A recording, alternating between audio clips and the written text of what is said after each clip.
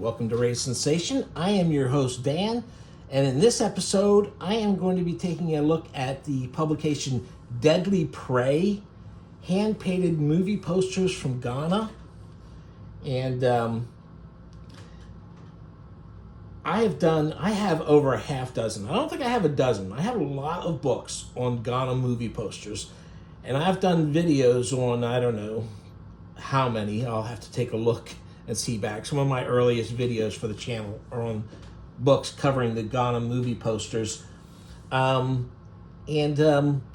first discovered the Ghana movie posters because I was sent a pre-publication packet of information about a book called Extreme Canvas, hand-painted movie posters from Ghana, written by Ernie Wolf, I think the third or something. And this was back in the very early 2000s. And unfortunately, I have volume 1 and volume 2 of his books. They're really great. They're absolutely worth having. They're in my storage somewhere. When I was doing the videos on the other books, I couldn't find them. But anyway, the first thing was that packet. The packet saying this book was coming seemed to come like, I don't know, 2 years before the book actually was finished and put out. So it was back in the early, like 1998 or 99 probably that I got this packet, if I'm remembering correctly. Unfortunately, I gave the packet away. When the book came out, I gave the packet away. I wish I had kept it. I mean, all the stuff that's in the packet was in the book, but still,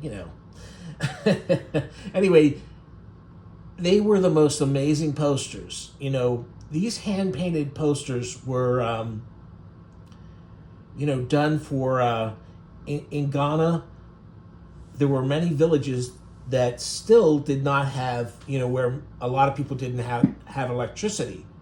They didn't have TVs or that type of thing. So there were these traveling little cinemas, they called them. And what they would do is they'd rent a place, they'd bring a VCR and a TV in and have a power generator, and they would show these VHS tapes to people. And they did not have access, probably, I'm not sure of the legitimacy of these VHS. Was anybody being paid for these? I have a feeling no. Obviously, they just bought a VHS probably and took them around. So they would have local artists do hand-painted movie posters for these things. And sometimes the artist would be able to see the movie before he painted it, but sometimes they wouldn't. And, who knows what kind of source stuff they were using for some of these. These guys would paint these posters, and they would try and lure people in with the most gaudy, they're incredibly colorful, but also there would be blood and monsters that were nowhere in, because even if it was a drama, it was going to have that kind of stuff in it. And they have some of the worst martial arts movies they would manage to get. They would have good ones and bad martial arts movies that they would get. They were apparently popular. And it didn't matter which one you were going to see, because they all looked the same because these guys were painting them in these wild manners. I mean, it's just a lot of wild stuff. In the late 90s, more people had electricity, they had televisions, and these VHS traveling shows died off. And with them, these wild movie posters, for the most part, disappeared. Then, like I said, Ernie Wolf is a guy who basically bought a lot of textile art and pottery and stuff. He wasn't dealing, I don't think, in antiquities. He was doing more recent artworks and stuff from the artists in Ghana. And at some point, he picked up some of these movie posters because he himself thought they were really great, and he brought them back here to the States, and they did really well for him. And so he did the book Extreme Canvas to get the word out, maybe also help sell some painted movie posters for his gallery. and they're just tremendous books.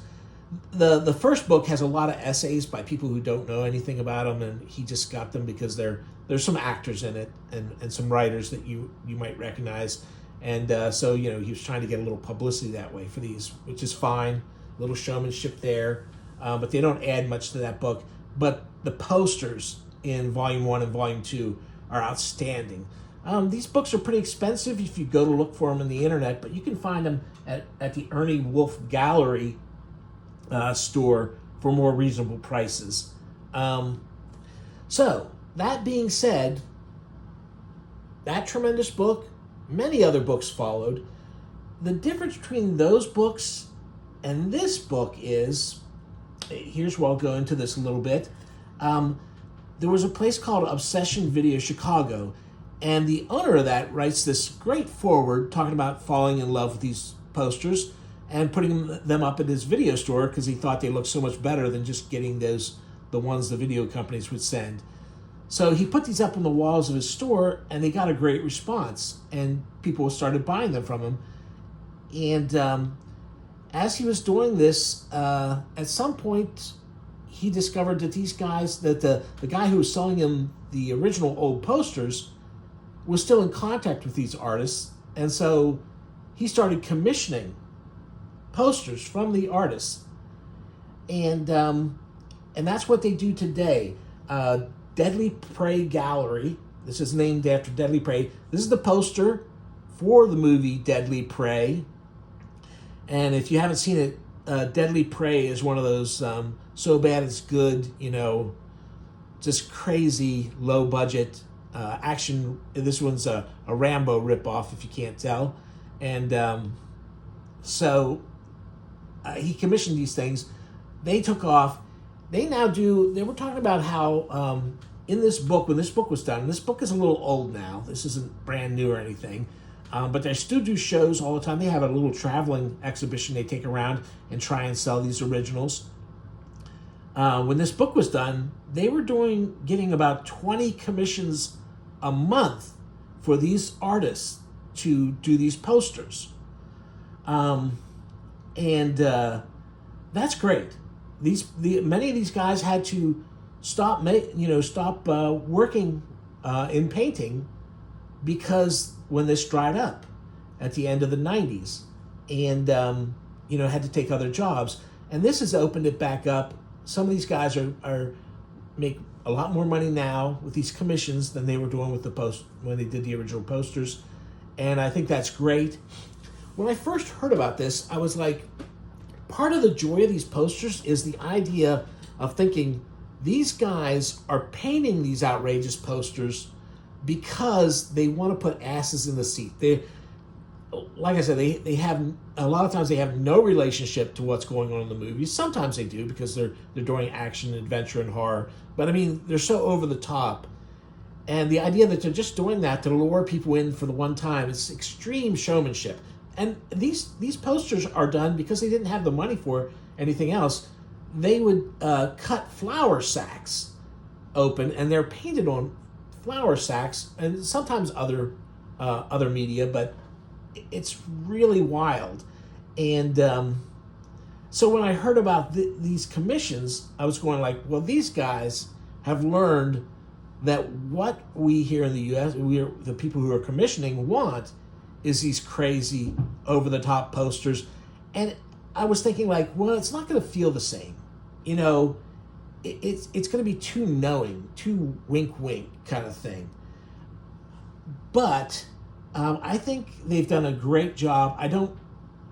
There's occasionally a poster where I go like, whoa, is this, did somebody tell them exactly what kind of over-the-top stuff they wanted to see on this?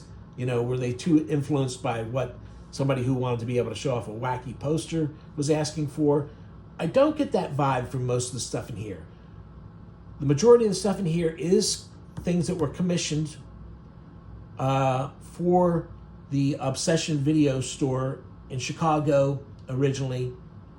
And I think many of these reflect the spirit of those old posters. Anyway, so that all being said, why don't we take a quick flip through here talks about commissioned by Odd Obsessions Movies Chicago and archived by the Deadly Prey Gallery, which, like I said, is where you want to check out their website. I will try and be better than I am usually about adding those links down below in the comments so you can track this stuff down.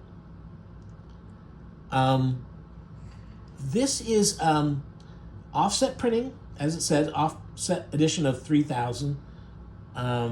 It was done in May 2020, so it's kind of old at this point. You can still get it though. I'm not sure if this is the original print of 3000. If it's a newer press, I can't believe they have 3000. They have copies left of these because you can still buy it off the website today. Here, Terry Zwigoff, who did the Crumb movie, done when he saw what they had done for his films, was delighted. His movie Crumb and his movie Ghost World. You can see the Crumb one. I mean, that works perfectly. Ghost World, there's no part where Steve Buscemi runs around with a shotgun. I think that's supposed to be Buscemi. And here it shows one of our stars of the movie. This is a minor character in the movie. I guarantee you she did not cut off his head. This is a karate guy who goes into a convenience store and acts a fool. So then he commissioned them to do one for Bad Santa, and where Billy Bob Thornton is getting his arm chopped off. And here we have a little bit of this background. A couple of the artists who are working on these posters for them.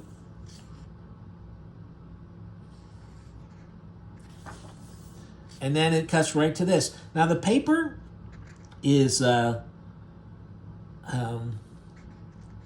pretty good. I like this this paper. It's not a slick paper. It doesn't have a shine to it, which is fine because these are posters that were done on flour sacks originally, and so they did not have a gloss to them. It looks like they commissioned a hell of a lot of Charles Bronson stuff though. There's 10 to Midnight. It is about Charles Bronson chasing down a sexual serial killer. I don't know if it quite goes this far out there. And here's Death Wish 1. And sometimes, I mean, you can tell that's, I guess, if I saw that pose is so iconic for Charles Bronson. And the haircut is not too far off. So I would probably, even if I didn't know this was Charles Bronson, Death Wish 1, I would maybe be able to tell that was him. Here's Death Wish 2.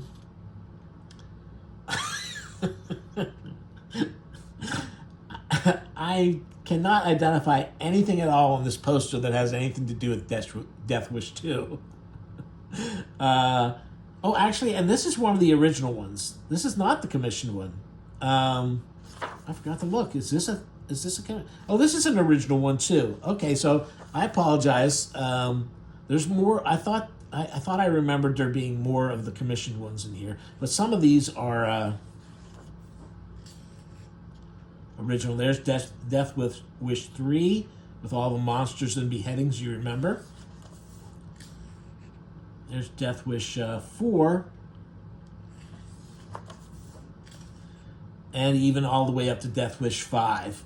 That actually, is that the best Charles Bronson? Because that was not too bad. That one's actually, that's probably the best one. You know, the Charles Bronson gets better. There's Dune, and this one is a commissioned one. Sting using that snake to go after his opponent.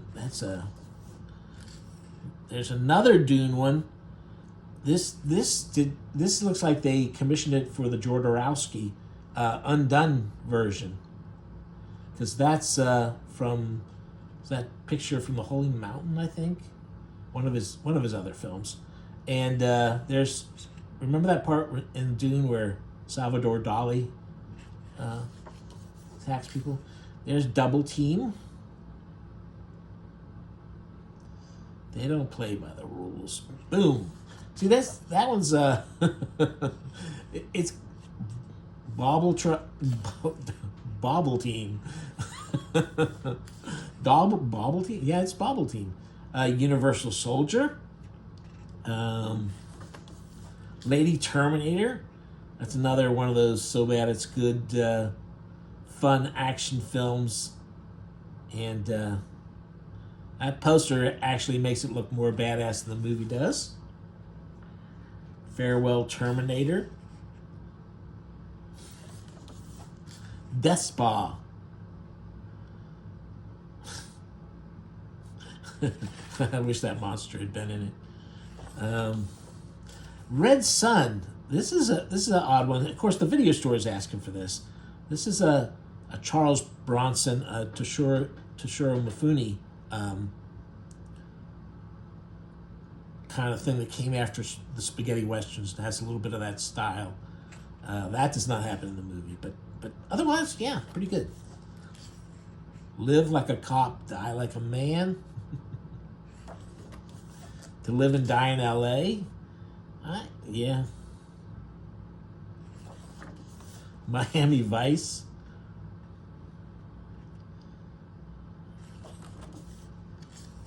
Heat. I like the random monsters on these posters because I like the monsters. This Black Belt Jones one.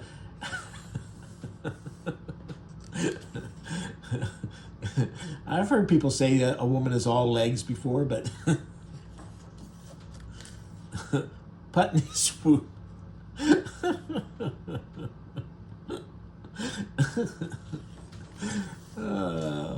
Wild at Heart.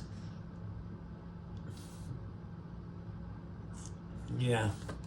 Fast and Furious 6. Point Break. New Jack City. Luckily, there's a monster in this one to help save it. Juice. Above the Rim. See, some of these are just like, yeah, this is not like the movie at all, but he got game.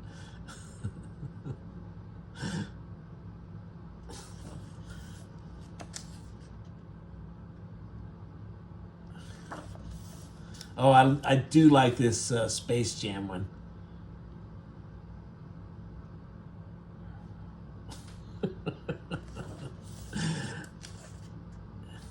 Air Bud. See, this is pretty regular. That's pretty six.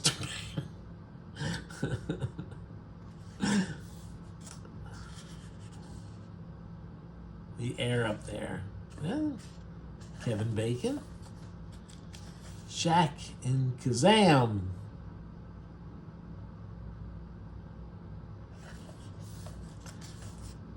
Shaq and Steel. Teen Wolf.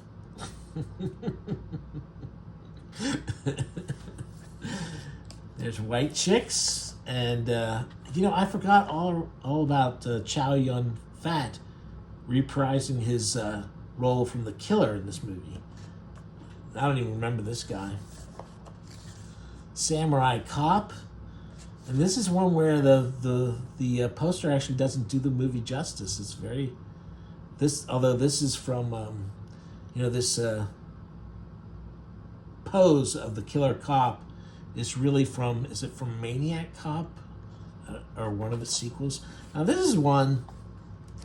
I swear to God that I saw this Miss Doubtfire one before I knew about the whole commissions thing.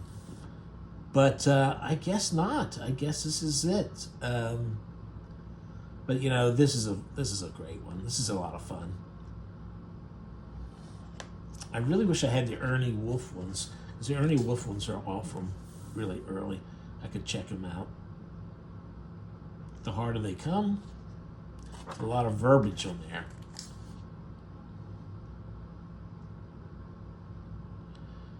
Sure does. I don't know what that movie is. Countryman. That's a little restrained, but not bad. Rockers, it's dangerous. Again, this isn't too far off, you know. This isn't over the top for that movie. And there's Deadly Prey. So that's a look through. There's a list in the back of the posters and who did each one. So I would say if you I got to finish giving my spiel about why I wanted to do this and what I like about this is, like I said, above and beyond the commissions of new posters, if you go to this website, you can buy this book. You can also buy really affordable prints, which are often on sale too if you buy quantity, different ones. If you look through this, if you look through their website, you will find stuff you're going to love. I highly recommend going to the website, looking at the posters they have available. Many of the classic ones are there, of the ones they commissioned. And they're at a really good price. And again, I can't stress enough, money goes back to these original artists who do these great posters. And they really deserve a little something. And that's my video. I did go a little longer than I wanted talking, but I hope you enjoyed it, and I hope you are interested enough to track down some of these books. Okay. Thank you very much for watching. Like, follow, subscribe, and share.